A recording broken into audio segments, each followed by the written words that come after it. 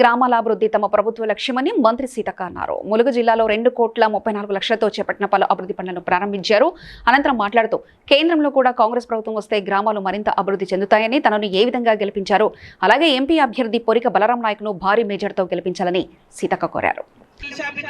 అమ్ముతున్నారు అగరబత్తులు గాని, బొమ్మలు గాని, బట్టలు గాని ఏదైనా వాళ్ళు తయారు చేస్తారు. రేపటి నుంచి కుట్టు మిషన్ కుట్టి వచ్చిన వాళ్ళందరికీ పిల్లల యూనిఫామ్స్ అన్ని కూడా మీకే కుట్టితే గవర్నమెంట్ కొంటది. మీకు ఆ ఇళ్లలో ఉన్నా కూడా మీకు డబ్బులు వస్తాయి.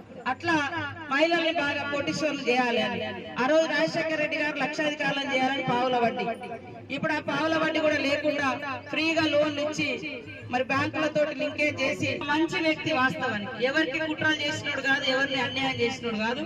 ఆయన మంత్రిగా ఉన్నప్పుడు కూడా మనకి ఇవాళ ములుగు ఏరియా హాస్పిటల్ బిల్లు డబ్బులు వచ్చినాయంటే ఆయన ఆధ్వర్యంలో వచ్చింది. ఇలా ఊరూరులో మన మండలానికి మోడల్ స్కూల్, కస్తూరిబా స్కూల్స్, అదే విధంగా ఇవాళ ఏటు నాగరంలో రోడ్లు, మరి ఇక్కడ నుంచి మన జంగాల్పేట నుంచి కూడా ఇటు వచ్చినటువంటి రోడ్లు ఇవన్నీ కూడా ఆయన హయాంలోనే వాస్తవానికి కాంగ్రెస్ ప్రభుత్వంలో వచ్చినాయి.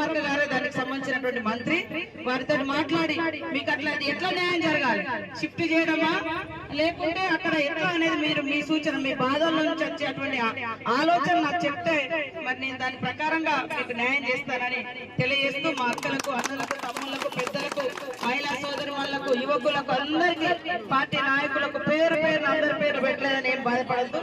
Please like and share, subscribe to BCN Telugu News. Please like, share and subscribe to BCN Telugu News.